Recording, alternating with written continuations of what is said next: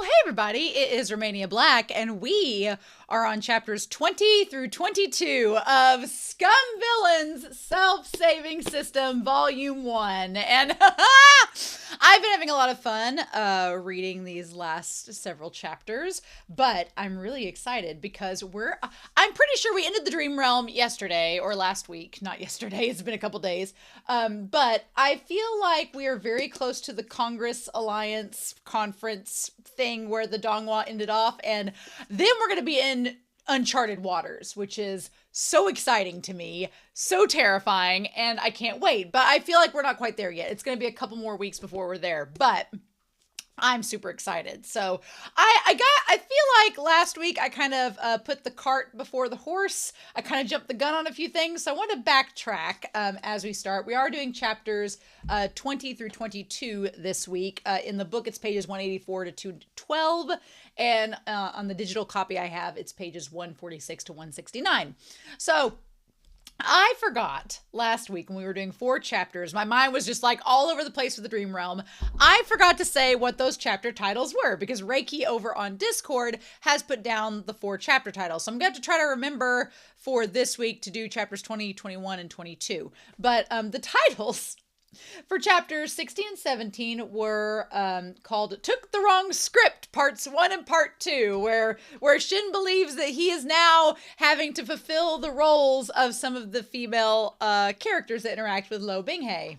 We'll see how that goes. And then chapter 18 is called Carry On Grandpa, the portable grandpa, Meng Mo. And all I could think about when I heard Carry On Grandpa is Carry On Wayward Son by Kansas. So it's like, Carry On Portable Grandpa. And that's all I can think of at this point. So that's going to be stuck in my head forever now. So that's exciting.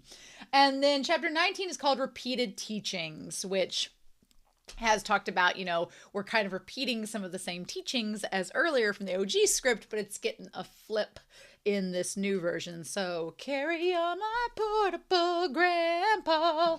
That's going to be stuck in your head now too, like it is mine. So I hope you're okay with that. But yeah, the last chapter set too, I kind of forgot to mention this or talk about it, but there's also this like landmine that I was like, was this solved by the script? I'm going to tell you all I don't necessarily want an answer to the question, but it's going to be in the back of my head moving forward. So just to let y'all know where my headspace is. In the last chapter set, Sha Hualing took the weapon that initiated the Dream Realm sequence for Luo Binghe. That was established in the last chapter set. And Sha Hualing didn't realize that Meng Mo was released within that, or if she did, she didn't exactly know what he was going to do. So they don't ever tie back to Sha Hualing in this last chapter set. So I'm going to be curious to see where her role is from here. If Meng Mo is going to acknowledge that she was, a part of this whole thing, or if that was initially like an abandoned plot point that Master Airplane in the Sky never addressed ever again. We'll just see if that works out. But I thought about that last week after I was done editing. I was like, wait a minute, we never tied back to that. What about Sha Hualing? What was her role in this? What was she doing the whole time this Dream Realm was going on? Like, is she just staring at the Palantir, like watching them in the dream? Who knows? So that's going to be interesting.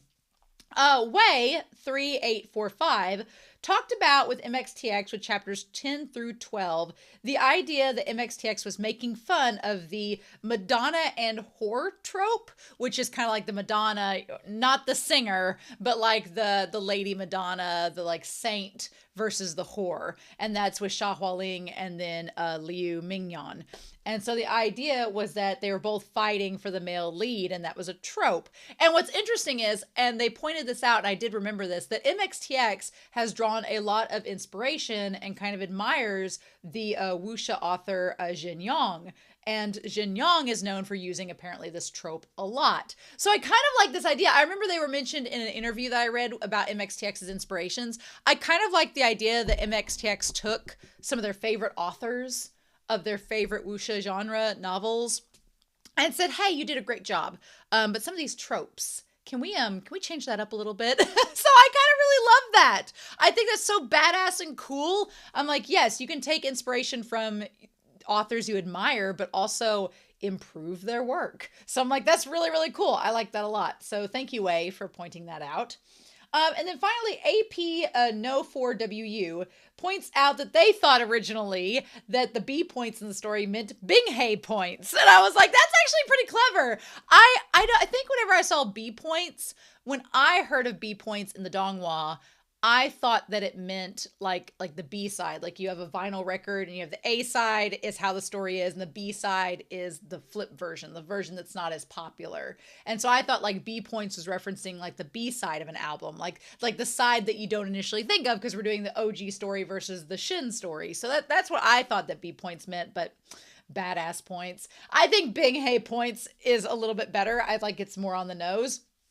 And then apparently, just like SQQLBH 314 talked about last week, the ripping, they believe that it means like when what happened to Xia Hualing, the getting naked in the story when their clothes are blasted away. So it was like, well, there you go. There you go. There you go. There you go.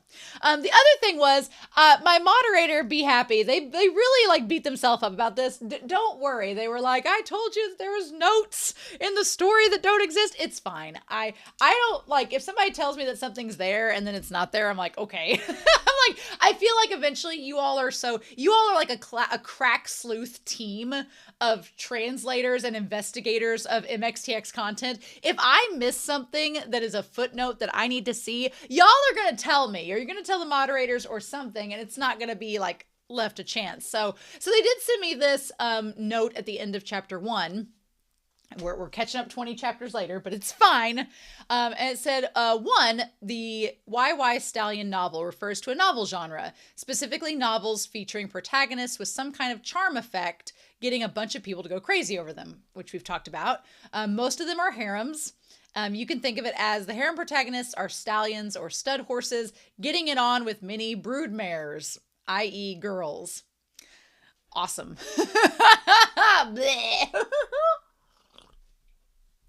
It's fine. It's definitely a male fantasy. I feel like that's a male fantasy novel, right? I don't know. And again, I'm going to be profiling hardcore right now because gender is subjective.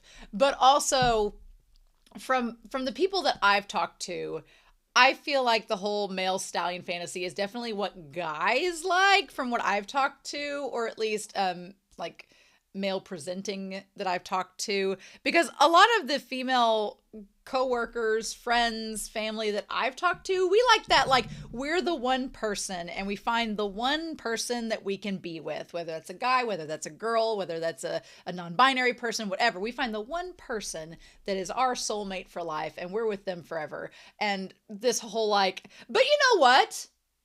Sexuality is very fluid. Sexuality is very subjective, and there are polyamorous people that I'm sure maybe they'd be all into the stallion novel. Who am I to judge? I don't know. It just seems like whenever there's like a harem anime, usually it's stereotypically when I think of harem anime, and I know this is Danmai, so it's Chinese, it's different, but when I think of what I'm used to, it's like the harem anime where it's like one guy and he's surrounded by girls and they're all into him and he has to like just share them all. And I'm like, when is that applicable?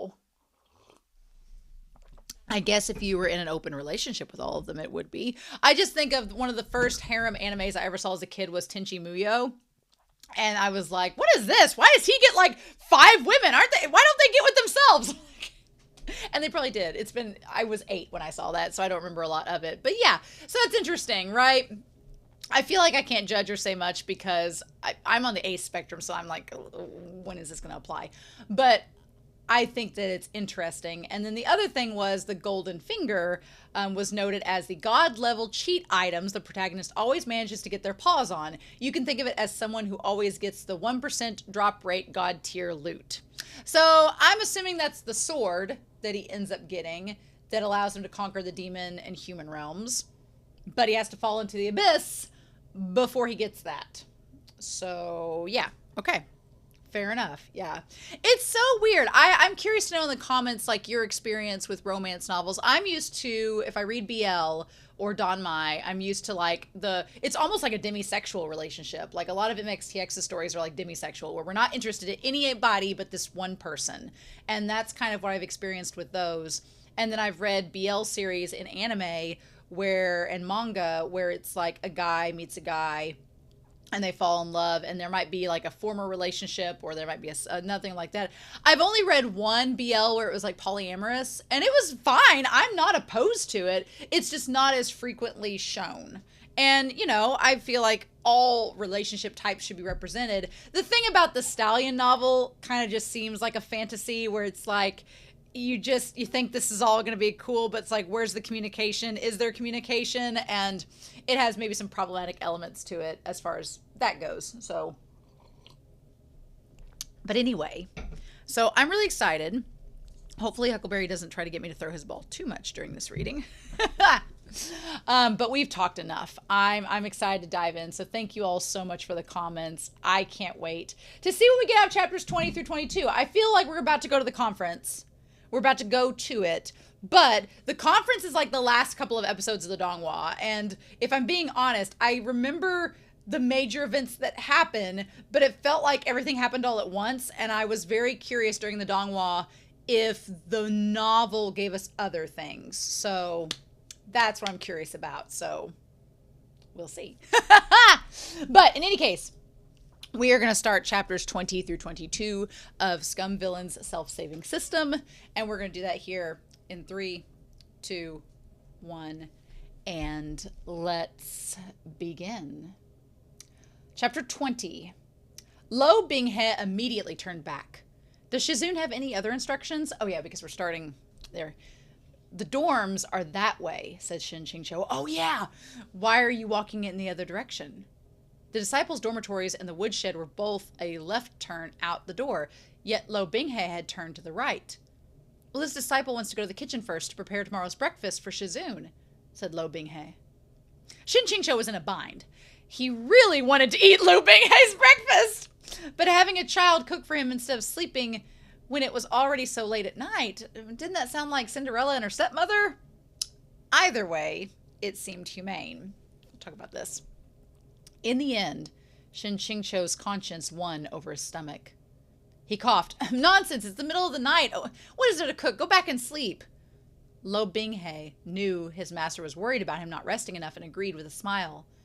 But he still planned to sneak off to the kitchen to work later. Shen QingQiu wanted to ask him if he was still sleeping in the woodshed, but after mulling it over for a moment, he concluded that youths still had their dignity. Asking him outright would be embarrassing. Moreover, even if he had Luo Binghe sleep in the disciples' dorm, the other students would take Ming Fan's lead and bully him, steal his blankets and hide his shoes and whatnot. The poor thing. Tomorrow, pack your things and come here, says Shen QingQiu before Luo Binghe left. At first, Luo Binghe didn't understand what he meant. Shizun, there's a side room in the bamboo house. Starting tomorrow, you can move in there. If Luo Binghe lived a little closer, then in the future, it would be easier to have him make breakfast and clean up around the house. Shen QingQiu's adaptability was, as always, as incredible as a record-breaking dick. What?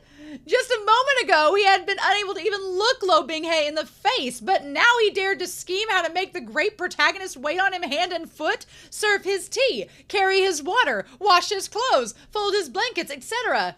Being in the middle of fantasizing, he hadn't noticed said protagonist's reaction.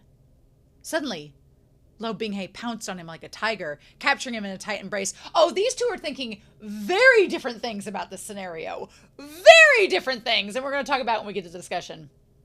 Caught off guard, Shen QingQiu jumped in surprise. Then his face reddened. For the first time in his life, someone had wrapped him in a full-bodied embrace. And it wasn't a warm and gentle jade-skinned maiden, but a youth brimming with tyrannical energy. Ah! Oh, Shizun!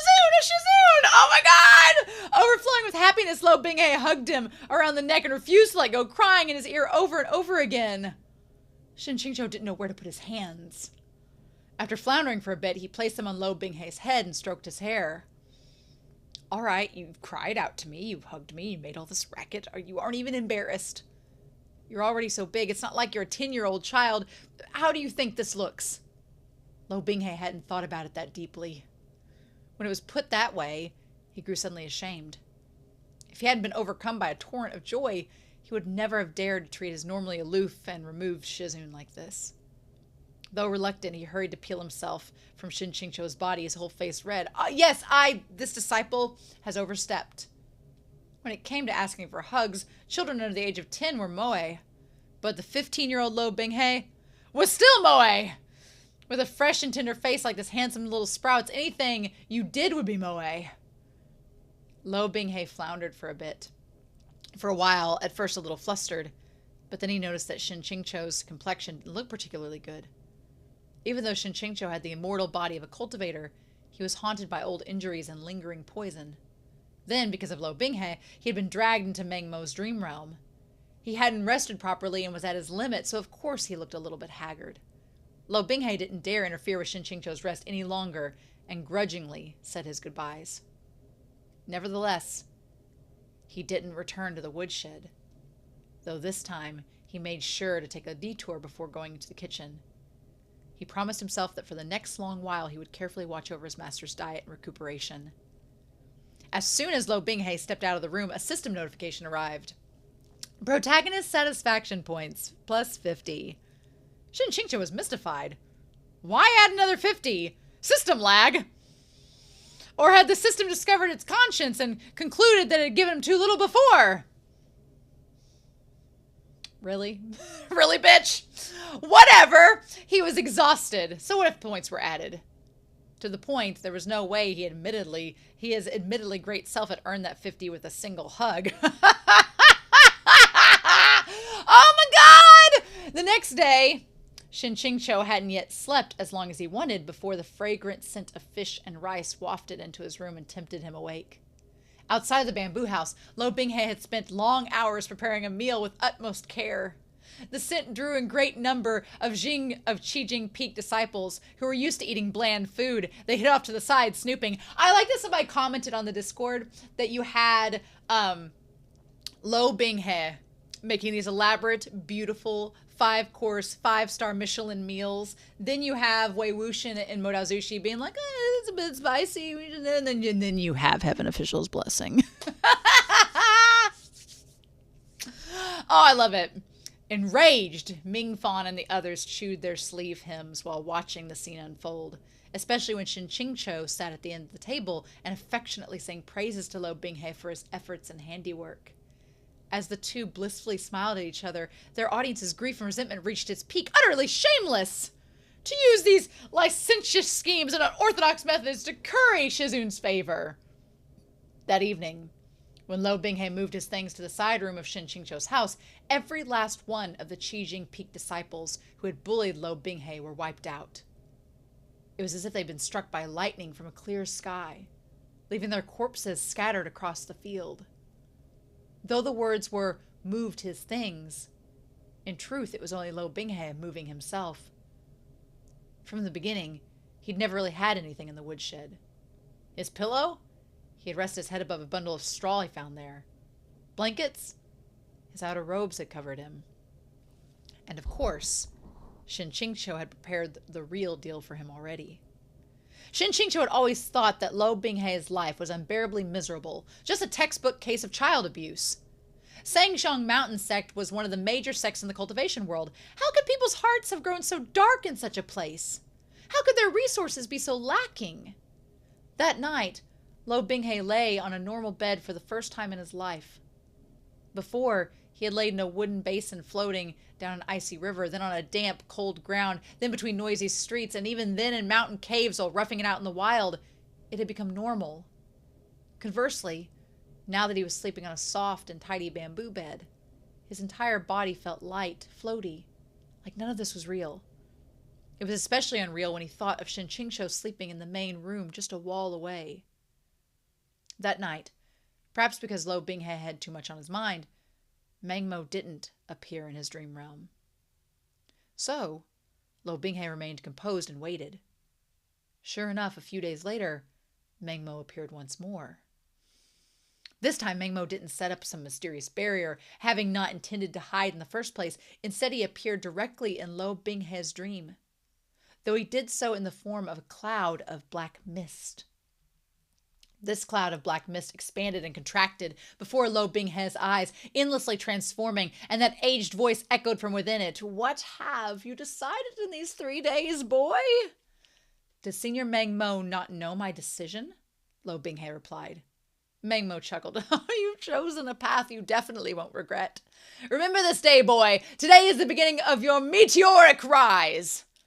What youth didn't dream of meteoric success? Meng Mo's words rang with grand heroic spirit. But Luo Binghe was unmoved. He only cupped his fist and bowed. This junior has one more request. Oh, what is it? Out with it! Hurry up and finish so you can finally become my apprentice! Meng Mo urged him on, not realizing he was being far too optimistic. That is precisely what this junior wanted to speak about, said Luo Binghe. My master treats me with utmost kindness. I really can't apprentice under anyone else without his permission. Oh, fine! Meng Mo interrupted before he could finish, at the end of his patience. This elder won't demand the titles of master and apprentice. Is that enough? Had any extraordinary master ever come away with a worse deal? He was falling over himself to teach someone his people's techniques, yet he wouldn't even get to hear his student call him Shifu. How was his plight any different from that of an absolutely devoted, yet bitterly suffering concubine who couldn't gain official status? Luo Binghe smiled. Then many thanks to my senior. He wasn't remotely willing to call anyone other than Shen QingQiu Shizun. As he eyed Luo Binghe, Meng Mo was sure that if he still had a physical body, his nose would have gone crooked with rage. This Luo Binghe was all cute and obedient in front of his master, just like a little white lotus. So then why was he so hard to deal with for other people? 2 completely different faces. He was practically a different person. This elder is going to die of rage. Oh my God! Well, there's things we can compare this to. But we're not going to do that till the discussion. But is that the end of this part? Oh, wow! So he's agreed to take on the teachings, but Meng Mo is not his master. Only Shizun gets to be Shizun.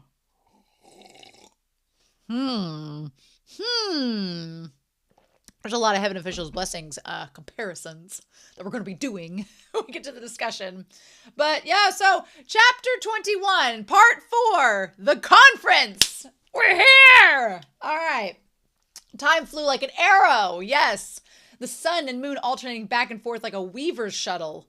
Shen QingQiu really didn't want to use such a worn-out saying, but just as he couldn't find a better phrase, every day on Qing Jing Peak, he played the guqin, read books, wrote calligraphy, painted paintings, practiced cultivation, occasionally nitpicked Luo Binghe's food, occasionally bickered or sparred with Luo Qingge, and from time to time reported on his work to Yu Qingjian. The days flew by, perfectly in sync with his life goal of idling away to a ripe old age. Until the Immortal Alliance conference finally arrived. In the end, this day really did dawn. Shen QingQiu had been too carefree. He'd forgotten about the first major climax of the novel.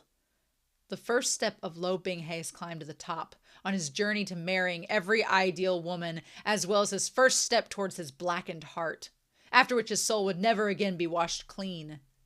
And he had actually managed to forget about it. So when Shen QingQiu received the gilded invitation, he stared at it in shock for a long time. The Immortal Alliance conference was Proud Immortal Demon Wei's first major climax. At the same time, it was also an important turning point in the novel. The conference was held every 4 years, and it was an excellent opportunity for cultivators to pick out new talent, or for said new talent to establish their reputation. Before every conference, the major sect leaders conducted discussions, and the exact structure of proceedings differed, but there was always a list of the top rankers. Whether you came from a prestigious sect or from the poorest parts of the Xionggu, as long as your performance at the conference was outstanding, your name would be inscribed in gold upon a tablet, and you would be renowned across the land. Before this event, Proud Immortal Demon Wei's performance online had been steadfastly lukewarm. But once the Immortal Alliance conference arc debuted, the reviews, comments, subscriptions, and the tips all soared into the heavens. It wasn't only because, from that point forward, Great Master Airplane Shooting Towards the Sky abandoned the last of his already minimal moral principles and poured woman upon woman into the story, adding interminable sections of titillating descriptions and blush-inducing, barely legal passages, one after the other. There was another important it factor. It was, in fact, the main element that first compelled Shen QingQiu to follow the novel until the end. The demonic beasts. All right, we're going to talk about his sexuality and why that's important, and we're going to make sure to bring that up when we get to the demonic beasts. The reason Great Master Airplane Shooting Towards the Sky, an author who hadn't even properly researched cultivation settings and was often confused as to whether characters were at the foundation establishment or the nascent soul stages, otaku nerd, rarely received straight man scolds on this element. It was because the cultivation setting wasn't the selling point of the novel. Instead of being categorized as a cultivation novel, Proud Immortal Demon Way should have been called a monster fighting novel. The fighting component way outweighed the cultivation component. As a cultivation novel, it was out and out filled with landmines, but as a monster handbook, it was pretty entertaining. To the point, very soon, Shen QingQiu would directly face those savage monsters who came in all shapes and sizes as described in the book. More importantly, very soon, it would be time for him to personally, mercilessly strike Luo Binghe, his demonic heritage revealed, into the endless abyss. The gears of fate, aka the plot, had already started to turn.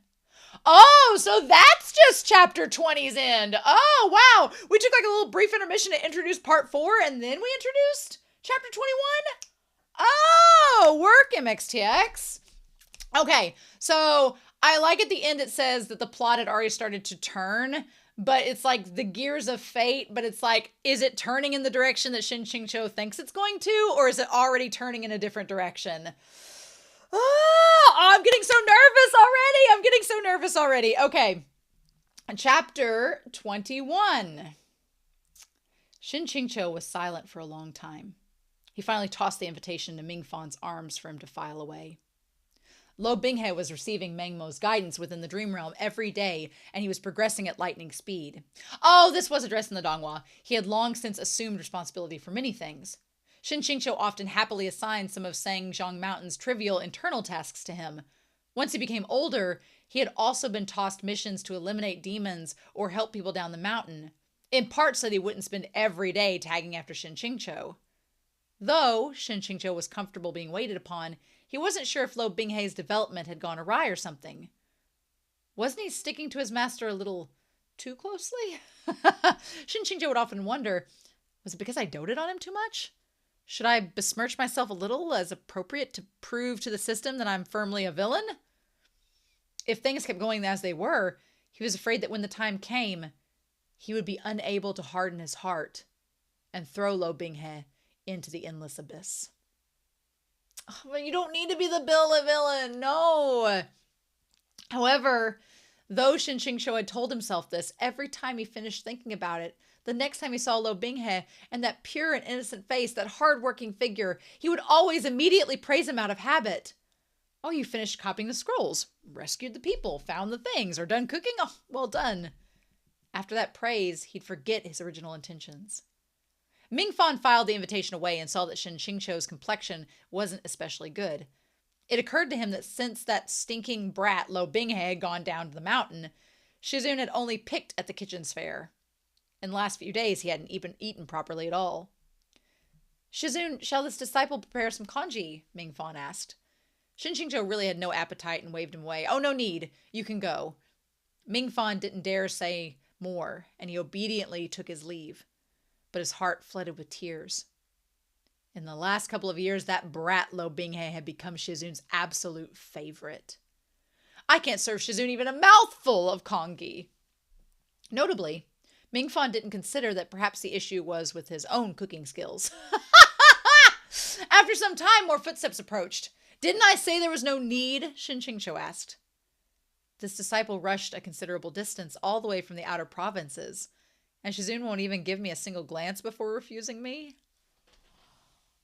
The voice was gentle and clear, and it even carried a hint of teasing dismay. Upon hearing it, Shen QingQiu almost fell to the ground along with his chair. He jerked his head around. A 17-year-old youth, slim and tall and graceful, dressed in white robes, lips turned upward in the hint of a smile, gazed at him with a pair of shining eyes.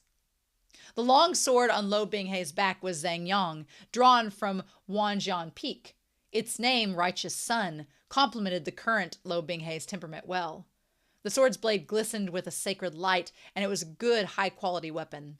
When Luo Binghe had pulled it free from the rock wall, it elicited a wave of surprised exclamations and praise from various sect members. But compared to Luo Binghe's true personal sword, it was a toothpick. Shen QingQiu composed himself. Why have you turned so quickly this time? Luo Binghe sat in the seat next to his and steadily poured a cup of tea and then pushed it towards Shen QingQiu's hand. The disaster wasn't difficult to handle. I also missed Shizun terribly, so I rushed back without stopping to rest. These words sounded rather slick and insincere, but since Luo Binghe was the male lead, he had the ability to make the slickest of smooth-talking matchlessly warm and genuine. On Shen QingQiu, this attack was super effective. Oh! Shen QingQiu picked up the cup of tea and took a sip. It was a fragrant, snowy mountain blend plundered from Jiangding Peak, but he couldn't taste it at all. The Immortal Alliance conference is about to begin, he said. Luo Binghe had long known about this. Would you like this disciple to draft a list of Qing Jing's Peak's participating disciples and give it to Shizun to check? These past couple of years, Shen QingQiu had handled all manner of miscellaneous tasks, big and small, to Luo Binghe to deal with. After all, for now, Luo Binghe was so sweet and obedient and useful, his work thorough and meticulous, Shen QingQiu could think of absolutely no reason why he should have to do these things himself. Oh my gosh, come on, Shen, what? Let's talk about this. Before finalizing anything, Luo Binghe was always conscientiously asking Shen QingQiu to look over his work to check for any problems. Shen QingQiu always wanted to say, actually, you don't need me to check it. Seriously, you're much better at handling these things than I am. Instead, Shen QingQiu said, well, when you finish the draft, report it directly to Zhang Minxiang. Luo Binghe nodded. He had more to say, but he sensed something was slightly off. Shen QingQiu seemed to be paying extra attention to him today. He couldn't help but smile. Why does Shizun keep looking at me? He asked. Could it be that this disciple was gone for so long that Shizun also missed him? I'm not allowed to look at someone I raised, said Shen QingQiu. Luo Binghe chortled. Well, of course Shizun is allowed. Am I pleasing to look at? Shen QingQiu shook his head while smiling, and he considered his next words. Binghe. Yes? Luo Binghe's expression instantly turned serious.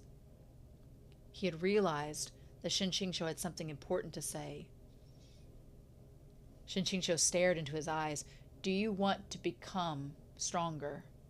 Stronger until you are without rival, until no one beneath the heavens would dare challenge you. Luo Binghe had possessed an answer to this question for a long time now. Sitting squarely without the slightest hesitation, he looked straight back. Yes! This resolute answer made Shen QingQiu release a breath of relief within his heart. Even if, in order to achieve that, you had to suffer through pain, torment, and countless tribulations to the point that your body and heart were about to collapse, would you still want to become the strongest? Binghe does not fear suffering and tribulations, Luo Binghe said slowly. I only wish to be strong enough to protect the people and things that are important to me. This answer finally settled Shen QingQiu's thoughts a little. That's right.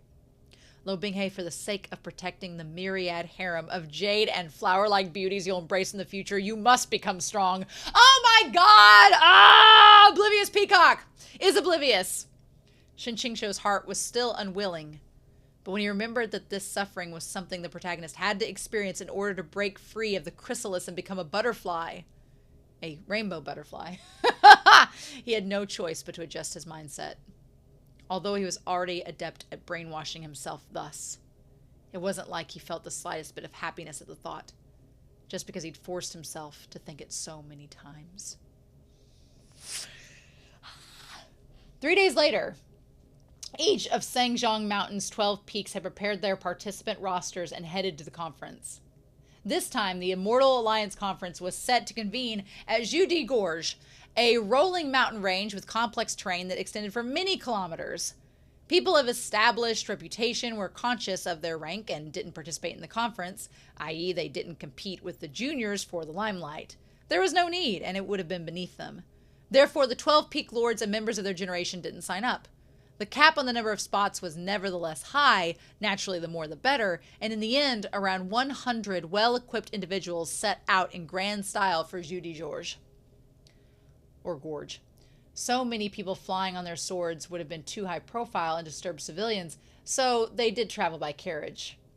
A cultivation novel where they sat in carriages and rode horses all day. Shen QingQiu still couldn't understand why airplanes shooting towards the sky had stuck to this setup, but no matter how much it merited roasting, after 3 years, one simply ran out of words. At this point, he was numb to it.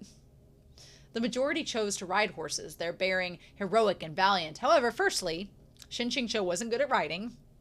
Yet! And didn't want to fall and break his neck. Secondly, he disdained all exposure to the wind, sun, and rain. He's a delicate bloom. It wasn't comfortable nor elegant, and he wormed his way into a carriage under a crowd of watchful eyes. Someone else had long since entered the carriage before him. A big, strong man like you trying to steal my spot, she said, with contempt as he lifted the curtain with his fan and slid inside. This woman with beautiful eyebrows, a full chest, and thick, gorgeous hair was Shanshu Peak's master, Qing Jing. Really? Really, MXTX?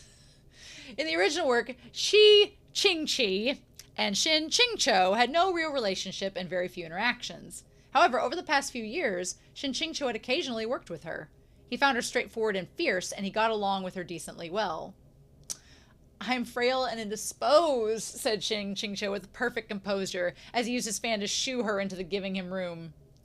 Qing Jing moved to do so, but she refused to spare him her words. Pampered and spoiled, being so delicate and coddled is totally unbefitting of a cultivator at core formation stage. Will you also be needing someone to serve you snacks later? Shen QingQiu looked as if he'd just had an epiphany. Oh, right! Many thanks to Shimei for the reminder. While speaking, he rapped on the carriage wall with his fan's guard. A short while later, the carriage curtain lifted. Luo Binghe smiled. Oh, Shizun, snacks? Water? Or is your waist sore? He may say those words exactly in that order at some other point in this novel, and I look forward to that point.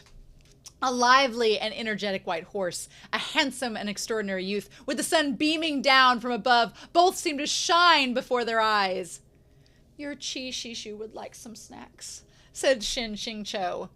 Luo Binghe immediately withdrew an exquisitely wrapped snack from his robe and offered it to them.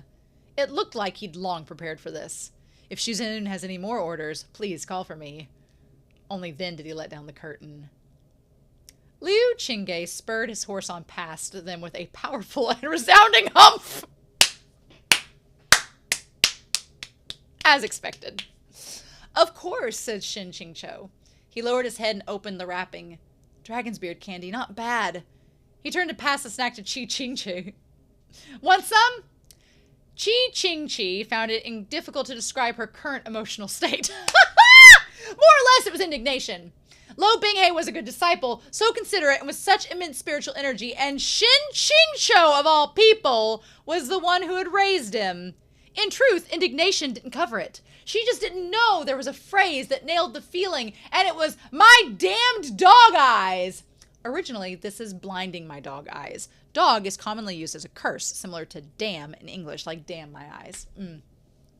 Qi Jing refused to look at Shen QingQiu as he ate the dragon's beard candy, but she made one final attempt.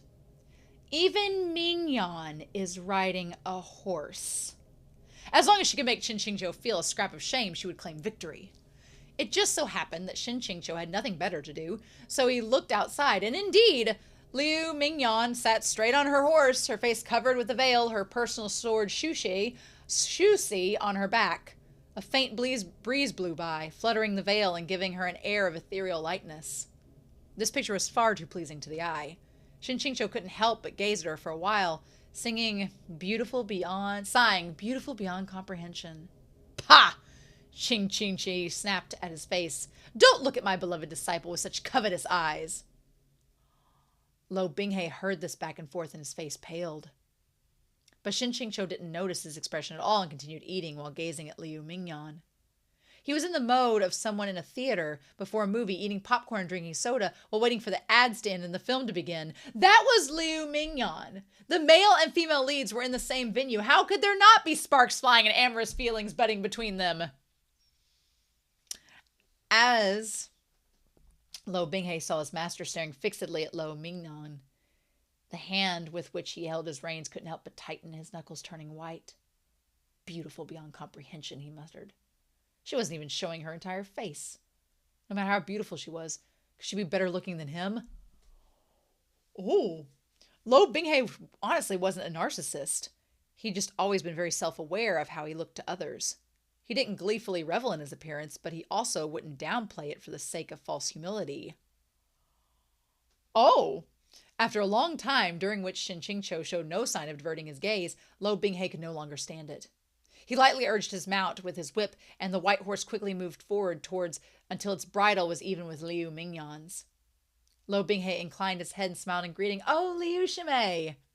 Liu Mingyan startled and then nodded shallowly, returning the greeting. "Oh, Luo Shizhong." Oh, it started! A once-in-a-lifetime chance had actually come. With his own eyes, Shen QingQiu could watch a peerlessly handsome man and a beautiful woman from a book ride, together bridle to bridle. He was secretly overjoyed, and he couldn't resist leaning further to watch. Luo Binghe saw in his peripheral vision that Shen QingQiu's gaze hadn't moved, and in fact he was staring at them with even more intensity. His face grew shadowed, and his heart stuffy and teeth itchy. So he laughed and chatted with Liu Mingyan while sneakily urging their horses faster and faster until they were far enough away that Shen QingQiu could no longer see them without leaning on his whole torso out of the carriage. Shen QingQiu could only resume his proper seat, disappointed. How could he forget? When male and female leads were cooing sweetly at each other, a third wheel could never hang around like a glaring fluorescent light, nor could there be a meddlesome audience. Although, if that child had grown up so far that he wanted to hide his romances from his elders, was it possible that his rebellious stage had finally arrived? Oh my God! Shen QingQiu! No! Luo Binghe is trying to get your attention. Oh my God! It's like even more in the novel. Oh my God. The miscommunication. The miscommunication, chapter 22. Judy Gorge. It spanned 7 mountain peaks and overflowed with verdant greenery. Scattered every which where within it were bright springs and dark rivers, waterfalls, wondrous stones, deep valleys, soaring peaks. As the name Hopeless Land implied, some of its terrain represented the brink of despair. Yet in the next moment, as if confirming that every cloud had a silver lining, you would spot winding paths towards the peaks, indelible and unerasable. In Shen QingQiu's eyes, such a reminder was vital for both adventurers and homebodies. The new talent participating in the conference followed the agreed-upon arrangements and stood in well-ordered rows surrounding the gigantic natural stone platform before the gorge. Disciples from the 4 great cultivation sects made up the main share of participants. Sangshang Mountain was in the lead, followed closely by Zhaohua Monastery, Tianyi Temple, and Huanhua Palace. Of the 4 sects, Sangshang Mountain was the most comprehensive. The 12 peaks each had their own strengths and a variety of fields. Meanwhile, the monastery and temple sects were naturally those who fostered Buddhist monks and Taoist priests, respectively. Huanhua Palace was more complicated. Their sect followed the teachings of a number of different schools, had an aptitude for the Taoist art of concealment, and interacted the most with the secular world. The level of their technique was unclear, but on one point there was no doubt. They were absolutely the wealthiest of the sects. They contributed the most funds to every conference. Other than these 4, numerous small and mid-sized sects were also participating. Therefore, the final number of those who had signed up and gathered at Judy Gorge was well over 1,000. What had been a cold and silent gorge entrance suddenly burst to life with more than 1,000 people. Animals that had never seen people before, were all frightened away. It was unusually lively in all meanings of the word. A high dais had been constructed at the entrance of the gorge, and from there, all the non-participating cultivators would observe the battles. Various colored flags representing each of the sects fluttered and swayed upon it. Seats for the sect leaders were at the highest level. Sangkyong Mountain's delegation, led by Yu Qingyan, took their place at the dais. Shen QingQiu sat in the back next to an elderly man of great poise and a head of white hair. This man had greeted their group earlier and nodded to him again now. "Oh, immortal Master Shen," he said. Okay, yes, Huan Hua's palace's old palace master was also the master of Luo Binghe's birth mother. Oh! Shen QingQiu returned the greeting in the mode of someone meeting the emperor's relative. Not long after, a member of Huan Hua Palace walked on the stone platform. After all, they contributed the most money, so no one could argue with their choice of host. Below the platform, the over 1,000 competitors gradually quieted, focusing their attention on listening to the host describe the proceedings. The host's martial foundations were deep, his breaths plentiful and long-lasting. Every last person at the mouth of the gorge, including those on the soaring dais, could fully hear his voice in full. "The conference will last for 7 days. Once everyone enters the gorge, we will erect a giant barrier and cover the entirety of Judi Gorge. For those 7 days, the participants who enter Judi Gorge will be isolated from the outside world and will remain ignorant to what happens there. The observers will follow the situation within via the spirit eagles let loose above the valley. Over 100 varieties of demonic creatures have been loosed within the valley. The total number nears 5,000. Every time you take down a creature, you will receive a prayer bead from its body. The creatures are of different difficulty levels, and the spiritual chi within the prayer beads will likewise vastly differ. Is everyone wearing a gold cord around their wrists?" The people beneath the platform raised their wrists together, revealing a sea of gold cords. It was a magnificent sight. The host continued, "When you obtain a bead, thread it onto the cord. Your scores will automatically be displayed on the ranking charts outside." Oh, okay. The ranking charts were displayed opposite the dais. Although there were 8 charts in total, the crowd's attention would be squared on the names of the top 100 scorers on the first gold-inscribed tablet at the top. And at the times, there would be watching only the top 10. This embodied the principle of no first place among scholars, no second place among martial artists. Scholars must this is a side note, scholars must uphold modesty and can't claim first place, while martial artists are all about competition, so only the first place matters to them. Finally, Huan Hua Palace their host delivered a severe warning. Sect disciples are forbidden from fighting over and stealing each other's beads. The moment anyone is found to be fighting or using underhanded methods to steal beads, their right to participate will be revoked, and they will be banned from the conference for 3 sessions. 3 sessions meant 12 years.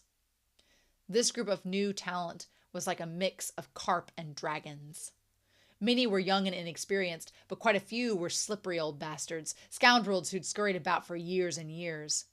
If duels weren't forbidden, the organizers had reason to fear that the entire conference would devolve into incomparable chaos, and lives might well be lost. Therefore, this rule was exceptionally necessary. Shen QingQiu was bored to the point that his bones itched. Though he seemed to be staring off intently at the scene beneath him, his mind had long since wandered off. Suddenly, from the side, several female members of a certain sect leader's entourage whispered amongst themselves. "Which sect is that disciple from? He's incredibly handsome. Those white robes really suit him. Maybe even better than they do Gongji Shizhong. But Gongyi Shizhong isn't just extraordinarily handsome. He also possesses incredible spiritual strength. How can you compare them? Tut-tut. Just because you can't stand when anyone criticizes Gongyi Shizhong, can you? Sure enough, you defended him right away. Admit it." "Admit what, stupid girl? What did you just say? I dare you to say it again." A burst of mortified, frustrated anger was followed by giggling play fighting. As soon as he heard them, Shen QingQiu knew who they were eyeing. The figure in the crowd dressed in all white. The refined, outstanding Luo Binghe. In truth, they weren't the only ones secretly watching and discussing him. Even a number of girls in the crowd of participants below the stone platform were glancing stealthily at Luo Binghe, their jade-like cheeks dusted with blushing red. The girls kept their voices very low, but given the quality of cultivators present, their 5 senses all incredibly sharp, of course they were overheard. These girls were too young to be careful, and they let others hear their private conversations. Fortunately, their seniors were all very considerate and let their sect leader, who was already holding a hand to his forehead, feigning sleep, keep his dignity. Everyone pretended that they hadn't unintentionally eavesdropped, their gaze straight and unflinching. In an effort to break the awkward pause, someone coughed twice. Why don't we do as we have done before and make our predictions about which of these new young talents will stand out the most? He said with a smile. Shen QingQiu's spirits rose. The words, make our predictions, weren't actually referring to divining fortunes, but instead to gambling. To be clear, it was about betting on the talent you had your eye on. Cultivators needed entertainment too, after all. Also, the stakes used in those bets weren't tacky, monetary items like gold and silver, but artifacts like spirit stones or even the names of disciples who would be sent to study under other sects. They wouldn't be betting anything of vital importance, but it was still one of the Immortal Alliance Conference's traditional entertainment activities. Anyone as dignified as a first-class sect leader like Yu Qingyan had to be conscious of their status and wouldn't indulge in things like this. But naturally, many others were willing to join in the fun. A short moment later, the dais was roaring with enthusiasm, dozens of bets being laid. Quite a few bet on their own disciples. For example, Qi Qingqi bet on Liu Mingyan's victory. Shen QingQiu didn't even need to think. He bet 5,000 spirit stones on Luo Binghe. Such a daring move caused quite a ripple. Even Yu Qingyang paused in his polite exchange of greetings from the abbot from Zhaohua Monastery, his gaze shifting towards Shen QingQiu. Shen QingQiu saw the way that Yu Qingyang seemed to be about to speak but didn't. Zhangmen Xiang, this is just a bit of fun, he said, to encourage Binghe a little. Just for fun. Liu Qingge sneered. I can just picture him like leaning into frame. I can picture it now. He's like, if you shattered the entirety of Qing Jing Peak, would you even find 1,000 spirit stones in the rubble? Shen QingQiu clammed up. Indeed, he wouldn't. When placing a bet here, you only needed to write it down. The accounts were settled afterward, and you didn't need proof of funds. Because everyone here had name and reputation, there was no fear that the debts would be blown off. Shen QingQiu knew that betting on Luo Binghe was a sure win. And so he had raised the stakes. After all, no one else knew exactly how many assets he possessed. Yu Qingyang was probably afraid of the sect being embarrassing before outsiders, so he rushed to smooth things over. All right, lower your voices. Of course there would. Zhangmen Xiang, you'll be his guarantor? Qi Qingqi butted in, getting right to the point. I will, said Yu Qingyang. If you lose, who pays? Liu Qingge said. Me, said Yu Qingyang. If I win, who keeps the payout? Said Shen QingQiu. You, said Yu Qingyang. An agreement was reached, and everyone other than Liu Qingge rejoiced. Shen QingQiu happily went to make his bet. The gathered cultivators quietly wondered why they'd never heard of Luo Binghe. You really couldn't blame them. The current Luo Binghe's modus operandi was a low-key and modest. He was unwilling to claim credit. Every time he did a good deed or completed a task, he quietly took his leave.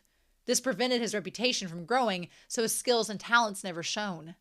Those unaware of the situation assumed that Shen QingQiu was doing exactly as he claimed and just making a show of good faith to encourage his disciple. Below the dais, after the participants took their oath together, they formally entered the venue. There were many of them, so 12 different entrances had been erected, through which the participants would enter in assorted groups and mixed sects. The participants, shaking with nerves, stepped into the Judy Gorge and began their expeditions.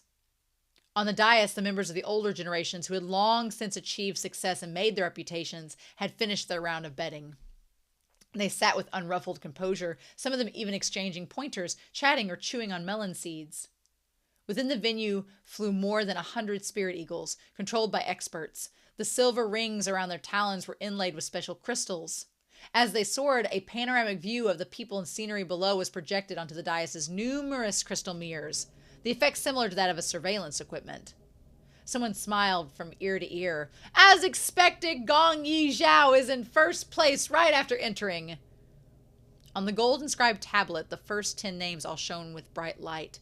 At this time, Gong Yi Zhao had already reached the first place position. Right after his name was the number 12. That is to say, in a mere hour, he had already eliminated 12 demonic creatures and obtained 12 prayer beads. Even Liu Mingyan, close behind in second, had only obtained 6 prayer beads. A large gap had already appeared. A youth dressed in white was reflected on a crystal mirror, his figure elegant and unrestrained like drifting clouds and flowing water. Yet his actions were quick as lightning. In an instant he shredded a shrilly screaming vengeful ghost into scattered smoke.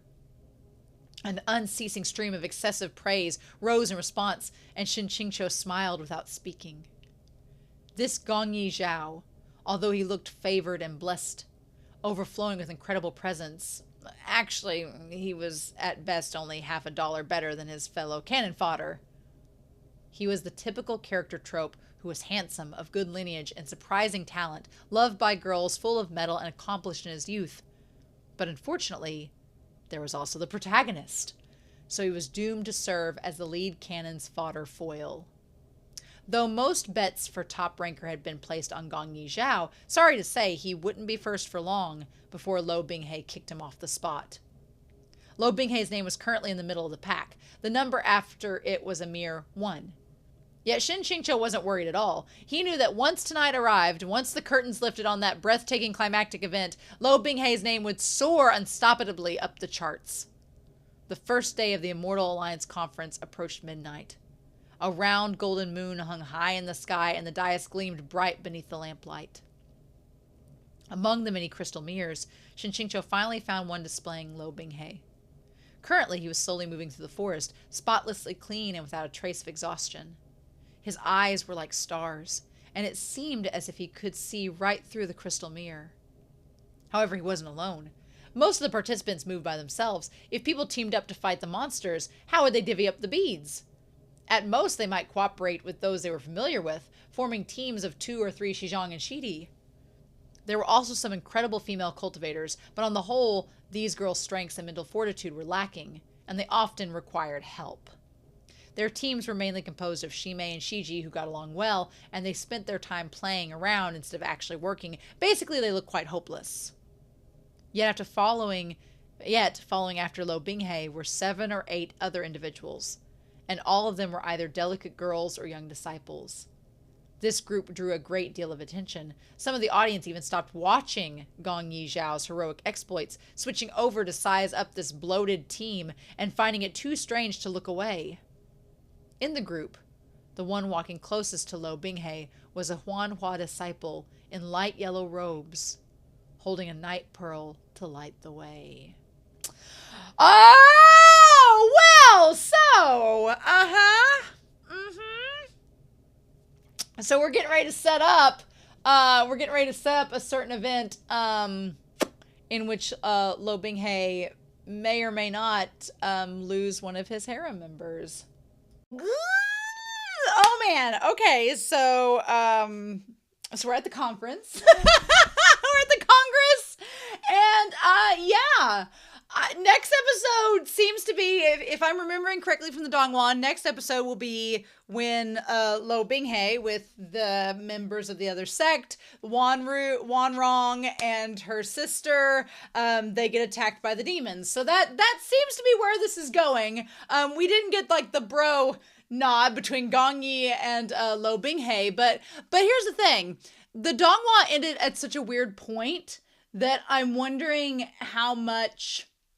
At this point, I'm wondering if there's anything that's going to be like Donghua only, because the whole thing with Gongyi going off and doing his own thing and being attacked by the demons, and then the whole thing with Mingyan being attacked by the demons as well off in the desert. I'm like, did those things happen in the novel? Because here's the thing. At this point, we really only get the perspective of either Luo Binghe or we get the perspective of Shen QingQiu. And granted, they are up in the dais. Shen QingQiu could theoretically see what's happening with Gongyi and Mingyan by looking at, I really like the idea that they have these little like mirrors on the eagles, and they're like basically cameras. It's like the medieval fantasy way of explaining a camera, and they can view it from the dais. So there's a high chance that Shen QingQiu could see what was happening with Gongyi and Liu Mingyan from up on the dais. There's a good chance that we could get those perspectives, but there's just something nagging at me that makes me feel like it's Donghua only at this point, and they were just filling up time. And they were just filling up time and space, but I don't know. I could be wrong. We'll find out. We only have we've got a good chunk here left. So we still have quite a bit of the novel left over, so we'll just see if that ends up happening. We have one picture for this set of chapters, and it's a good one. I really like this picture a lot. It's of Luo Binghe and Shen QingQiu when he comes back to visit after 3 years and sees him there, and the loving gaze that they give each other. Am I right? And it's just so, the expressions are beautiful. The expressions are beautiful. I'm not looking forward to this abyss at all. Nope. Not looking forward to it at all, because Shen QingQiu has made it clear that he has to be the one to do it. And I'm like, and here's the thing.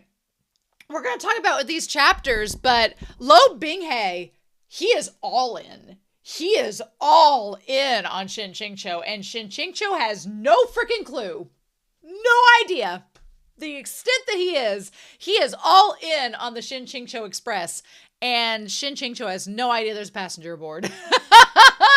And so I'm worried. I'm genuinely worried, because Shen QingQiu, in his mind, he's just like, well, I've been nice to Luo Binghe. I've been nice to him.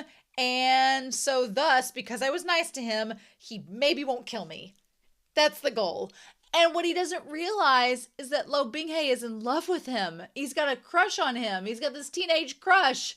And it's like, Shen QingQiu believes that if he has to kick him off into the abyss, he's like, oh, he'll forgive me because I've been nice. And I'm like, it's starting to weigh on me that I'm like, Luo Binghe may think of this as a betrayal.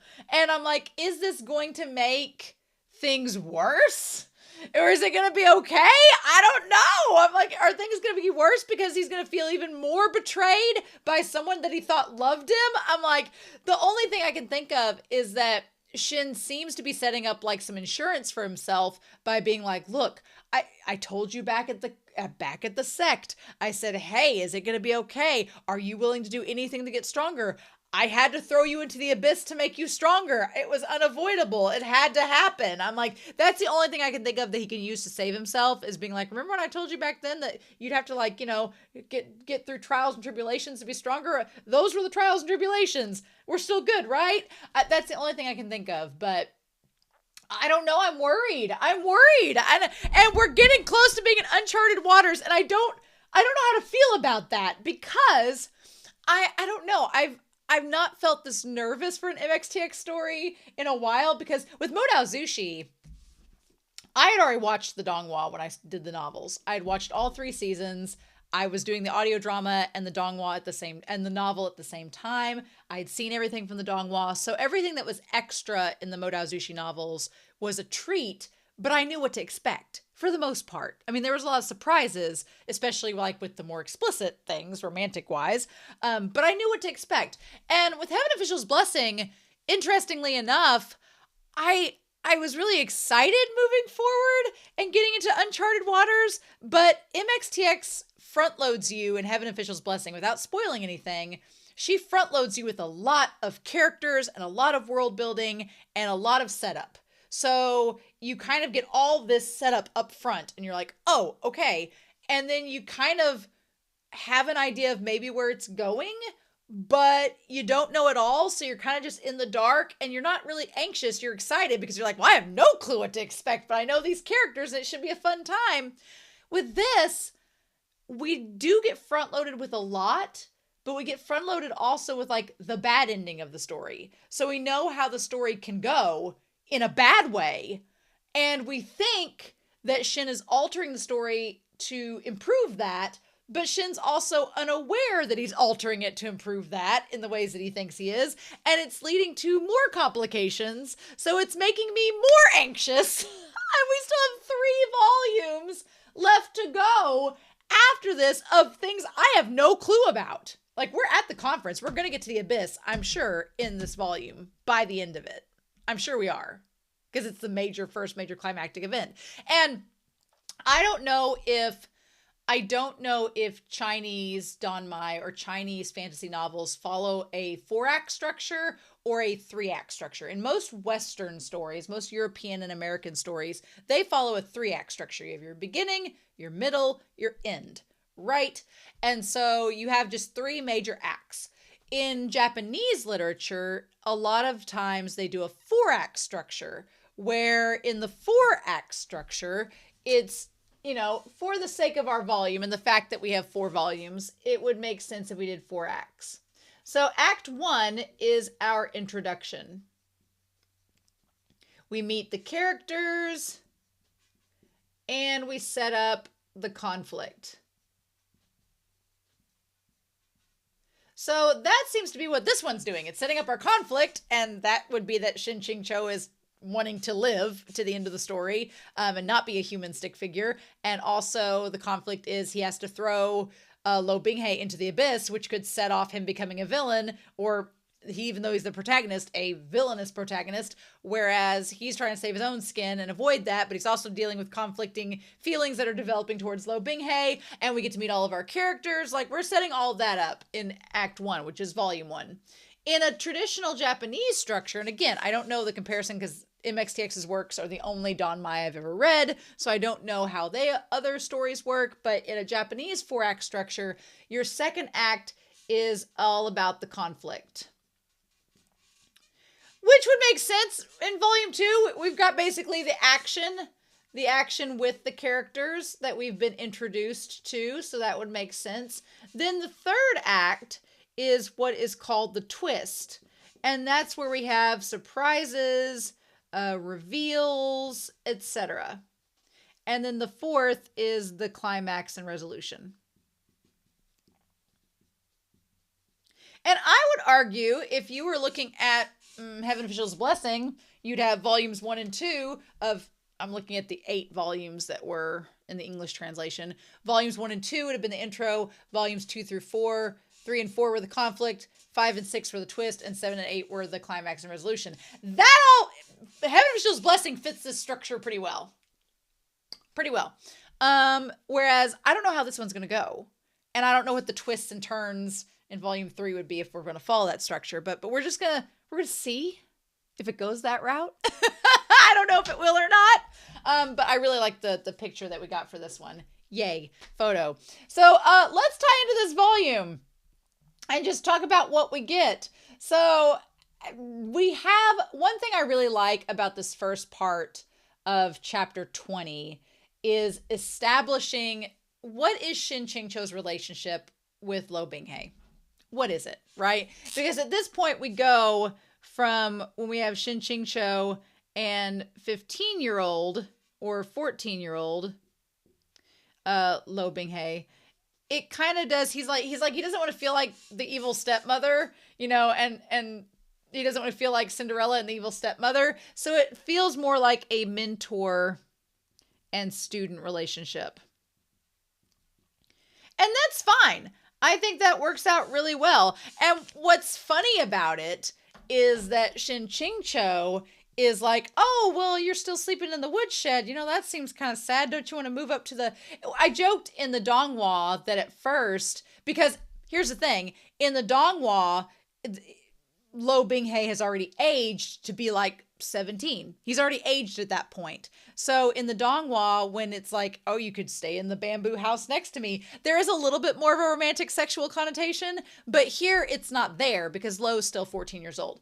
And Shen QingQiu is like, oh, he's still a kid, but I don't want him to sit in the woodshed. He could come here. And the thing about that's so ridiculous is that for Shen QingQiu, he just wants him to be closer so he can make him breakfast easier. And I was like, damn it. He just wants him to do his chores and help him out. And he's trying to be like, well, I can be able to imbue some more positive mentorship towards you at this stage of the game so that when you're a big shot protagonist and got your 100 wives later on, you won't look at me with such disdain.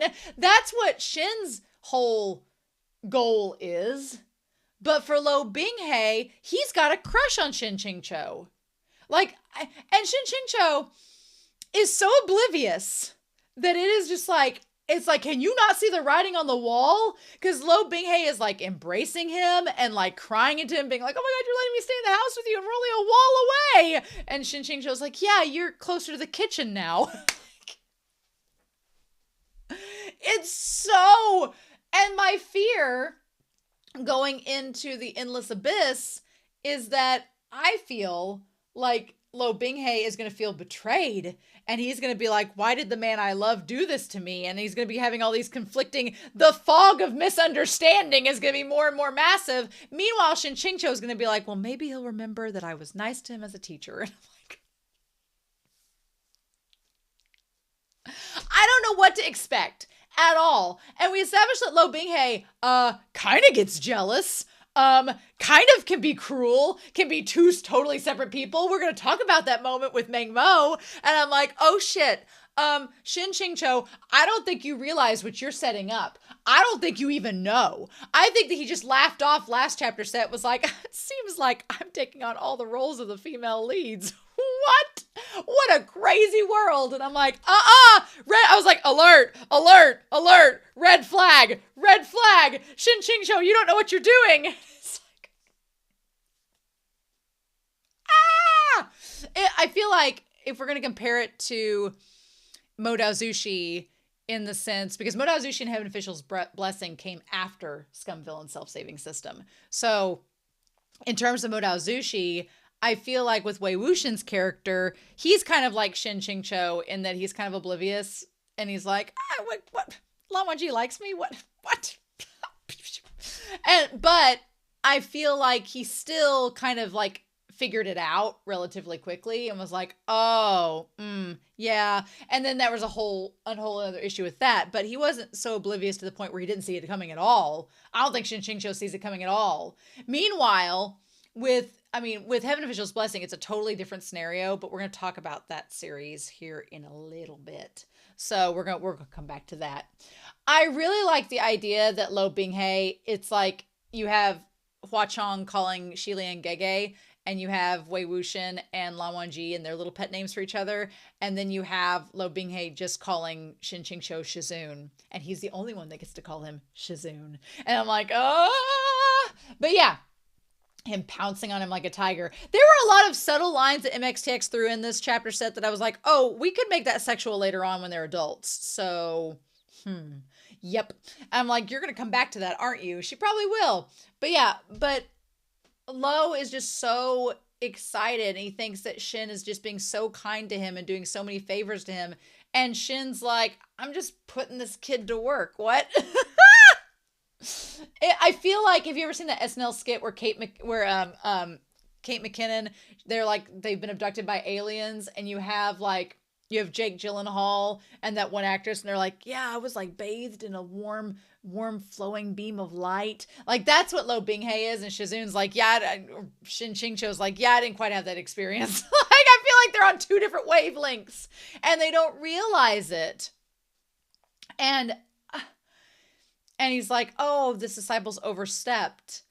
And Shen QingQiu, he's like, oh, that Luo, he's just so cute. Even when he was 15, he's just such a cute kid. Look at him. What a tender-faced kid. And he's not thinking of anything sexual or anything romantic with him at all. He completely just goes completely over his head, Luo's affections.